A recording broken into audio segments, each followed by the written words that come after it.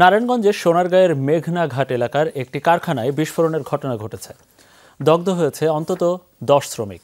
সকালে মেঘনাঘাটে Bashundhara paper mill unit 1 কারখানায় এই বিস্ফোরণের ঘটনা ঘটে। শ্রমিকরা জানায় অন্য দিনের মতো কারখানায় অ্যারোসল ও এয়ার ফ্রেশনার তৈরির কাজ করছিলেন তারা।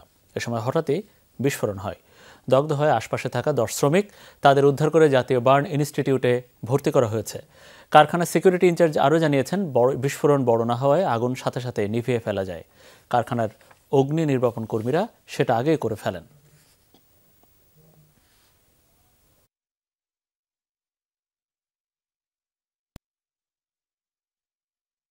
সরাসরি নারায়ণগঞ্জে আমাদের সহকর্মী আমির হোসেন স্মিথের কাছে। স্মিথ, একটু জানতে চাই যে এই বিস্ফোরণের প্রাথমিক কোনো কারণ জানা গেছে কিনা, দগ্ধ শ্রমিকদের পরিচয় বা তাদের এখন কি অবস্থা? যে নারায়ণগঞ্জের সোনারগাঁয়ের মেঘনাঘাটে অবস্থিত বসুন্ধরা পেপার মিল 1 এর ভেতরে কিন্তু সকালেই এই বিস্ফোরণটি ঘটে এবং সেই বিস্ফোরণে কিন্তু আমরা এখন পর্যন্ত যেটা জানতে পেরেছি যে 10 জনের মতো আহত হয়েছেন এবং তাদের মধ্যে 4 জনের অবস্থা আশঙ্কাজনক।